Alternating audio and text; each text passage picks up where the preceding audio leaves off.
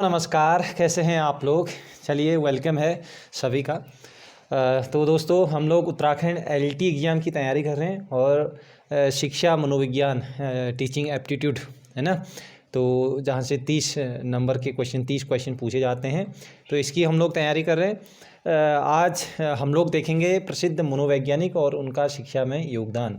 तो directly question यहाँ से बन जाते हैं और कई बार तो पूछ लेते हैं कि ये प्रसिद्ध कोई भी मनोवैज्ञानिक दे देंगे कि ये कहाँ के निवासी थे, है ना। तो इस प्रकार से क्वेश्चन बन जाते हैं और ये किस लिए जाने जाते हैं। तो चलिए फिर स्टार्ट करते हैं। तो बहुत से मनोवैज्ञानिक हैं, लगभग 2 या 3 पार्ट में हम लोग इनको देखेंगे। तो आज पहला पार्ट है, ठीक। चलिए फिर सबसे पहले देखते हैं एडवर्ड ली थॉर्नडाइक। पहले मनोवैज्ञानिक हैं एडवर्ड ली थॉर्नडाइक। तो थॉर्नडाइक नाम से हम लोग जानते ही हैं और इनका प्रसिद्ध अधिगम का सिद्धांत आता है स्टिमुलस रिस्पॉन्स, उद्दीपक अनुक्रिया सिद्धांत, है ना। तो इसके लिए हम लोग जानते हैं और इनके इस अधिगम सिद्धांत को प्रयास त्रुटि का सिद्धांत भी बोलते हैं, है ना। तो इनका जन्म 31 अगस्त 1874 को होता है अमेरिका के। ध्यान रखना, थॉर्नडाइक अमेरिका के निवासी थे, ये बहुत इम्पोर्टेंट है, ठीक है। अमेरिका, इसको ध्यान रख लेना। जन्म तो कोई बात नहीं, जन्म ज़्यादा पूछने की संभावना इसकी नहीं होती, लेकिन कहाँ के निवासी थे ज़रूर आप लोग ध्यान देंगे, ठीक है। तो थॉर्नडाइक कहाँ के निवासी? अमेरिका के निवासी हैं, ठीक है। ये कोई इम्पोर्टेंट नहीं है। थॉर्नडाइक को पशु मनोवैज्ञानिक का पितामह कहा जाता है, ध्यान रखेंगे, ठीक है। इनका जो अधिगम का सिद्धांत है, ये इन्होंने पशुओं पर ज़्यादा इनका प्रयोग किया था। तो इसलिए थॉर्नडाइक को पशु मनोवैज्ञानिक का पितामह भी कहा जाता है। पूछा जाता है कि पशु मनोविज्ञान के पितामह किसे कहा जाता है, तो आप कहेंगे थॉर्नडाइक को, ठीक है। थॉर्नडाइक ने भूखी बिल्ली पर प्रयोग कर सीखने के क्षेत्र में प्रयास त्रुटि का सिद्धांत दिया था, ठीक है। तो थॉर्नडाइक ने किस पर प्रयोग किया?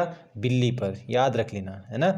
बिल्ली पर इनका जो प्रयोग है, और भी जानवरों पर किया था इन्होंने, पशुओं पर, बिल्ली पर इनका प्रयोग जो है वो ज़्यादा प्रचलित है, ठीक। तो ये ध्यान रख लेना, बिल्ली पर इन्होंने प्रयोग किया था। थॉर्नडाइक की बिल्ली बोलते हैं ना। इसी को प्रयास त्रुटि का सिद्धांत, ठीक है, या एसआर थ्योरी इसी को बोलते हैं, ध्यान रखें। स्टिमुलस रिस्पॉन्स, बिल्ली के सामने स्टिमुलस होता है ना। मृत ये क्या कहते हैं, मछली होती है ना।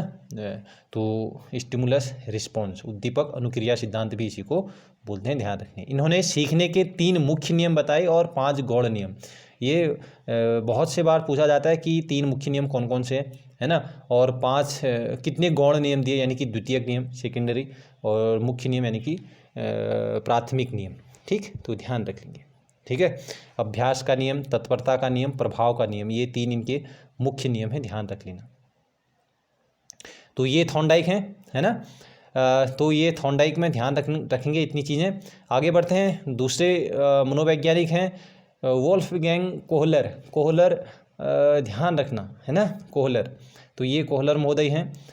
जन्म जर्मनी में होता है, ये याद रख लेंगे, ठीक है।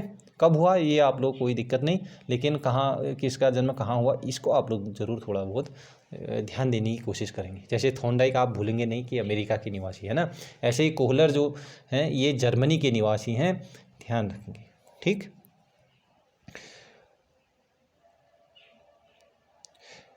ये थोड़ा सा यहाँ पर कोहलर, ठीक है, कोहलर वर्दीमर है ये, ठीक। कोहलर और वर्दीमर के साथ, कोहलर ने वर्दीमर के साथ मिलकर अंतर्दृष्टि यानी कि इनसाइट थ्योरी किसने दी, ये ध्यान रखेंगे, कोहलर, और इनके साथ थे वर्दीमर, ठीक। और इसे ही गेस्टाल्ट सिद्धांत भी कहा जाता है, ध्यान रखेंगे, ठीक है। तो ये गेस्टाल्ट सिद्धांत के प्रतिपादक कौन है? कोहलर हैं और साथ में वर्दीमर, ठीक। और इसी को अंतर्दृष्टि इनसाइट थ्योरी भी इसको बोलते हैं, ध्यान रखेंगे, ठीक। यानी कि तुरंत कहीं पर, जैसे कोहलर ने किस पर किया था? वनमानुष पर किया था, है ना। वनमानुष जिसका नाम क्या था? सुल्तान, ठीक है, चिंपैंजी पर किया था ये वनमानुष, जो जिसका नाम सुल्तान था, ठीक। अचानक सूझ आती है, ठीक है, सूझ का सिद्धांत भी इसको बोलते हैं, ठीक। गेस्टाल्ट शब्द जर्मनी का है ये, और जर्मनी के ही निवासी भी हैं। ये कभी पूछ लेते हैं कि गेस्टाल्ट शब्द कहाँ से लिया गया है ना, कौन सा शब्द है, किस भाषा का, जर्मनी का, और इसका अर्थ होता है समग्र आकृति।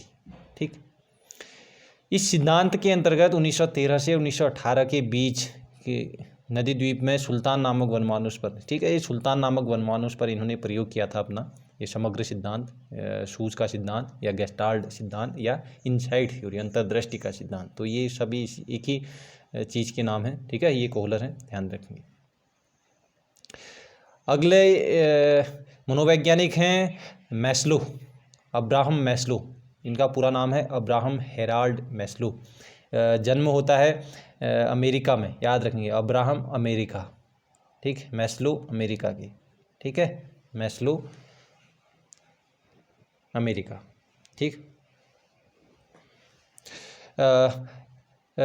इनके अनुसार प्रेरक दो प्रकार के अभिप्रेरक जो देखते हैं हम, है ना, तो ये अभिप्रेरक दो प्रकार के होते हैं, कहते हैं। एक जन्मजात प्रेरक होते हैं, जन्मजात को ही जैविक या शारीरिक प्रेरक भी बोलते हैं। हम कल की क्लास में हम लोग ने देख लिया था अभिप्रेरक वाली, है ना।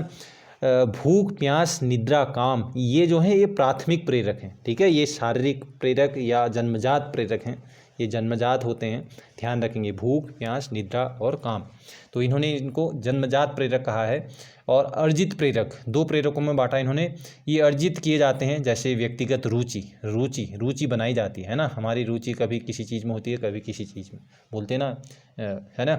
ऐसे ही आदत खराब कर ली इसने, बोलते ना, आदत बिगाड़ दी है, तो ये आदत भी बनाई जाती है, यानी कि अर्जित किए जाते हैं, ये सेकेंडरी हैं। ठीक, जीवन का लक्ष्य भी चेंज होते रहते हैं। कभी हमने जैसे आप जैसे देखो LT क्लियर कर लोगे, उसके बाद आप लक्ष्य बना सकते हो, असिस्टेंट प्रोफेसर या प्रवक्ता जो भी है। ठीक है, तो आपका लक्ष्य क्या हो जाएगा, फिर परिवर्तित हो जाएगा। ठीक, सामूहिकता की भावना, ये सामूहिकता की भावना, ठीक है, ये भी क्या है, अर्जित प्रेरक है।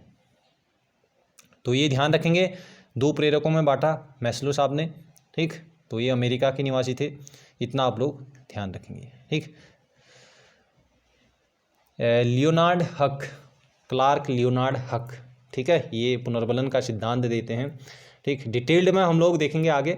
ठीक, अभी केवल आप मनोवैज्ञानिक के बारे में समझें, और इन्होंने किस चीज़ के लिए ये प्रसिद्ध हैं ये आपको जानना है। ठीक है, उनके कार्य उसके बारे में जानना है, और कार्य को डिटेल्ड में हम बाद में समझेंगे। ठीक, तो इतना आप लोग थोड़ा बहुत ध्यान रखेंगे। जन्म होता है इनका अमेरिका में, क्लार्क हक, इनका जन्म होता है अमेरिका, हक अमेरिका को आ रहा है ना, अमेरिका, याद रख लेना, ये पूछा जा सकता है। ठीक है, क्वेश्चन बन जाता है, हम क्लार्क हक, है ना, लियोनार्ड क्लार्क हक से। तो इन्होंने पुनर्बलन का सिद्धांत दिया, ध्यान रखेंगे, पुनर्बलन का सिद्धांत हक ने दिया, लेकिन पुनर्बलन पर सबसे ज़्यादा जोर जो है वो स्किनर महोदय ने दिया था। ठीक है, लेकिन सिद्धांत जो है वो हक ने दिया है, ध्यान रखें। ठीक, सॉरी, हल बोलते हैं, क्लार्क हल। ठीक है, ये हक क्यों हुआ भाई, चलो ये हल लिख लेना, क्लार्क हल। ठीक है, लियोनार्ड क्लार्क हल। ठीक, ये आप लोग इसको थोड़ा ठीक कर लीजिएगा, ये क्लार्क हल है। ठीक है, हल पुनर्बलन का सिद्धांत दिया है जिन्होंने, क्लार्क हल पुनर्बलन का सिद्धांत दिया इन्होंने प्रणालीबद्ध व्यवहार सिद्धांत का प्रतिपादन, इनके सिद्धांत को प्रणालीबद्ध व्यवहार सिद्धांत के नाम से भी जानते हैं, ये भी आप लोग ध्यान रखेंगे। ठीक है, और इनका जो सिद्धांत है ये क्लार्क हल का जो पुनर्बलन का सिद्धांत है, ये थॉर्नडाइक के प्रभाव के नियम से, ठीक है, और पावलो के शास्त्रीय अनुबंधन का मिश्रण है। ठीक, तो इन थॉर्नडाइक और पावलो, इनसे अभिप्रेरित होकर इन्होंने अपना ये सिद्धांत दिया था। ठीक है, इसी में सुधार किया था इन्होंने भी थॉर्नडाइक और पावलो के सिद्धांत पर। और इस सिद्धांत के कुछ नाम, अन्य नाम भी हैं, जैसे सबलीकरण का सिद्धांत। पूछ लिया जाएगा कि सबलीकरण का सिद्धांत किसने दिया, तो आप कहेंगे क्लार्क हल ने दिया था, हल ने। ठीक है, सबलीकरण। प्रबलन का सिद्धांत भी इसी को बोलते हैं, चालक अंतर्नोद या प्रणोद का सिद्धांत भी इसी को कहते हैं। ठीक है, क्योंकि जो अनुक्रिया हो रही होती है, जो काम होता है, उस काम को ये जब तक पुनर्बलन नहीं मिलेगा वो काम नहीं दोहराया जाता बोलते हैं, और कार्य जो क्रिया जो हो रही होती है उसको चालक ही बोलते हैं ना, प्रणोद या ड्राइव इंग्लिश में अगर याद रखना चाहो, क्योंकि हिंदी में कई नाम है इसके। संपोषक का सिद्धांत भी इसी को बोलते हैं, याद रख लेंगे इतनी चीज़ें, ठीक है। सबलीकरण बहुत बार पूछ लिया जाता है, ध्यान रखें। प्रबलन, अंतर्नोद, प्रणोद या ड्राइव, ये तो आपको याद रहता ही है। साथ में संपोषक को भी ध्यान रख लेना, ठीक। तो ये हैं हल महोदय, ठीक। चलिए आगे बढ़ते हैं। टर्मन, देखो यार वीडियो अच्छी लगती है आप लोग ज़रूर लाइक ज़रूर कर दीजिएगा, है ना। और साथ ही एक छोटा सा कमेंट, है ना, ज़रूर कीजिए कि आपको क्लासेस कैसी लग रही हैं, ताकि मैं रेगुलर कंटिन्यूस जैसे आप लोग तैयारी कर रहे हैं उसी प्रकार से आप लोगों के लिए क्लासेस आती रहें, है ना। और चाहें तो आप अपने जो भी ग्रुप बने हैं उसमें शेयर भी कर सकते हैं, है ना। तो एक टर्मन, अगले मनोवैज्ञानिक हैं टर्मन। इनका जन्म अमेरिका में होता है। देखो ज़्यादातर जो मनोवैज्ञानिक हैं अमेरिका के निवासी हैं। अमेरिका के अलावा जो प्रमुख जो मनोवैज्ञानिक हैं उनको आप लोग ज़रूर ध्यान रखेंगे, ठीक है। चलिए, टर्मन अमेरिका, ठीक। बुद्धि लब्धि, सन याद रखने की कोई आवश्यकता नहीं है, ठीक है। बुद्धि लब्धि के संबंध में सबसे पहले बुद्धि लब्धि के संबंध में विचार आया था इनको, और बुद्धि लब्धि सूत्र इन्होंने दिया, बुद्धि लब्धि, ठीक। बुद्धि लब्धि का सूत्र इन्होंने ही दिया था,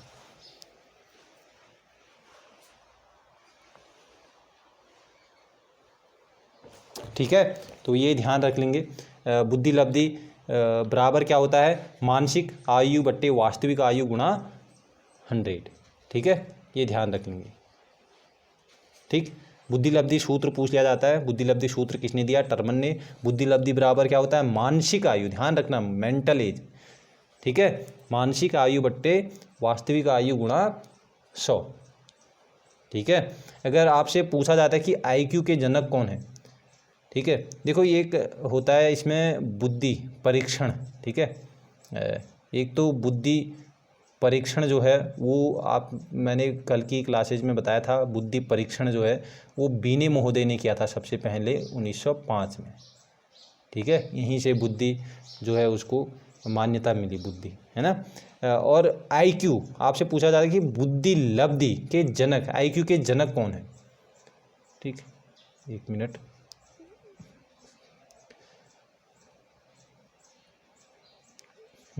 अब आपसे पूछा जाएगा कि आईक्यू के जनक कौन है। आईक्यू के जनक, तो आईक्यू के जनक आप कहेंगे स्टर्न है, ठीक है। आईक्यू के जनक स्टर्न है।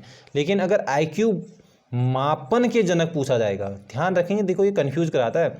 आईक्यू के जनक हैं स्टर्न, आईक्यू मापन के जनक हैं, ठीक। ये मापन के जनक अगर पूछा जाएगा तो वो टर्मन, क्योंकि मापन जो है वो मल्टीप्लाई 100 जो है वो टर्मन ने किया, ठीक है। इसलिए आईक्यू मापन के जनक कहे जाते हैं टर्मन, ठीक है।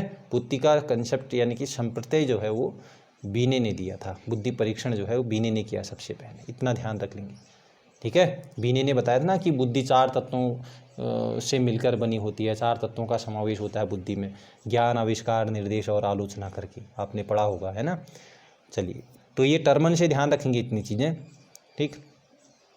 साथ ही कुछ अलग जो फैक्ट आ जा रहे हैं तो उनको भी आप लोग ध्यान रखेंगे, ठीक। अगले हैं हरमन रोड्सा। तो ये स्विट्जरलैंड के, ये रोड्सा स्विट्जरलैंड, स्विट्जरलैंड याद रख लेंगे, स्विट्जरलैंड, ठीक है। कुछ अलग वाले ये पूछ लिए जाते हैं अमेरिका के अलावा। इन्होंने स्याही के धब्बों वाला परीक्षण, स्याही धब्बा परीक्षण बहुत फेमस है ना। तो ये हरमन रोड्सा स्याही धब्बा परीक्षण इसके लिए जाने जाते हैं। एक प्रक्षेपण विधि है, ठीक। और ये जो है व्यक्तित्व मापन की एक प्रक्षेपण विधि है, ठीक है। इसका निर्माण इन्होंने कब किया था, ये क्वेश्चन बन सकता है, ये इंपॉर्टेंट मानिए, ठीक है। 1921 में इनकी एक बुक थी साइको डायग्नोस्टिक, ठीक है। तो इसमें इन्होंने 1921 में जो है प्रक्षेपण विधि का निर्माण किया था। परीक्षार्थियों को 10 स्याही के, कितने स्याही के धब्बे, कितने कार्ड होते हैं स्याही के, है ना। तो ऐसे कुछ क्वेश्चन बन जाता है। तो ये 10 स्याही के धब्बों पर प्रतिक्रिया करनी होती है ना। तो हरमन रोड्सा, तो ये आप लोग ध्यान रखेंगे। रोड्सा परीक्षण का व्यक्तित्व मापन के लिए प्रयोग किया जाता है, ये आप जान चुके हैं, है ना। तो ये 10 स्याही के धब्बे, 10 कार्ड होते हैं, ध्यान रखेंगे हरमन रोड्सा में, ठीक है।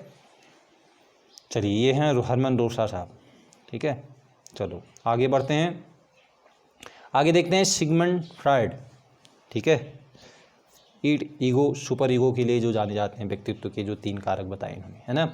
देखो ईट, ईगो, सुपर ईगो की बात होती है तो इनका चेहरा ही बिल्कुल समझ आ रहा है हमें, है ना। सिगमंड फ्रायड, ये ऑस्ट्रिया, इसको याद रख लेना, बहुत इंपॉर्टेंट, ऑस्ट्रिया, ठीक है, ये ऑस्ट्रिया के निवासी थे। मानव व्यक्तित्व की मूल प्रेरणा काम है, ये इन्होंने कहा था कि मानव व्यक्तित्व की मूल प्रेरणा जो है वो क्या है, वो काम है। और लिबिडो शक्ति, ये बताया था लिबिडो के बारे में इन्होंने, लिबिडो शक्तियों का वह भंडार होता है जो सदैव सुखों की खोज में रहता है, बोलते हैं, ठीक है, लिबिडो। तो ये ठीक, एक सामान्य व्यक्ति का व्यक्तित्व 3 कारक ईड, ईगो और सुपर ईगो से बनता है, ये कहते हैं, ठीक है, ईड, ईगो और सुपर ईगो से बनता है कहते हैं, ठीक है। ये तो ये सिगमंड फ्रायड के बारे में हम लोग डिटेल में बाद में पढ़ेंगे, ठीक है। अभी ये ध्यान रखना कि ये ऑस्ट्रिया के निवासी हैं और लिबिडो शक्तियों का भंडार होता है, ये कहा था इन्होंने। और ये लिबिडो जो है ये सुखों की खोज के लिए हमेशा लगा रहता है, ठीक। चलिए अगले मनोवैज्ञानिक हैं फ्रोवेल। फ्रोवेल खेल विधि के ये जनक माने जाते हैं, है ना, फ्रोवेल, ठीक है। सॉरी, किंडरगार्टन, ये भी खेल से ही संबंधित है। किंडरगार्टन खेल विधि के जनक तो कुक माने जाते हैं, ठीक है, कुक, ठीक। इंग्लैंड के एक बहुत अच्छे खिलाड़ी भी एक नाम था उनका, कुक, है ना, अब संन्यास ले लिया, एलिस्टर कुक करके, है ना। तो कुक, इससे ध्यान रखना, खेल वो क्रिकेट खेलते थे, ठीक, एलिस्टर कुक। तो कुक खेल विधि के तो जनक कुक है, ठीक है। फ्रोवेल किंडरगार्टन की है, ये जर्मनी की, ये पूछा जा सकता है, ठीक है, ये जर्मनी के निवासी थे फ्रोवेल जर्मनी, फ्रोवेल जर्मनी, ठीक। इनका पूरा नाम है फ्रीडरिक विल्हेल्म अगस्त फ्रोवेल, ठीक। किंडरगार्टन शिक्षा प्रणाली के जनक माने जाते हैं। इन्होंने खेल द्वारा शिक्षा एवं स्वक्रिया द्वारा शिक्षा के सिद्धांत पर बल दिया था, ठीक। तो ये हैं फ्रोवेल। चलिए आगे देखते हैं Wilhelm Maximilian Wundt, William Wundt जो बोल देंगे, है ना, विल्हेल्म वुंट है वैसे पूरा अच्छा शुद्ध नाम इनका, वुंट, ठीक। तो ये वुंट, इनका जन्म भी जर्मनी में होता है। वुंट जर्मनी के निवासी थे, ध्यान रख लेना। जर्मनी के मनोवैज्ञानिक वुंट, इन्होंने लिप्जिंग, ठीक है, लिप्जिंग में 1879, ये क्वेश्चन पूछा जाता है, ठीक है, 1879 में प्रथम मनोवैज्ञानिक प्रयोगशाला की स्थापना की थी। ये पूछा जाता है कि प्रथम मनोवैज्ञानिक प्रयोगशाला की स्थापना कहाँ हुई, लिप्जिंग में, ठीक है, ये याद रख लेना।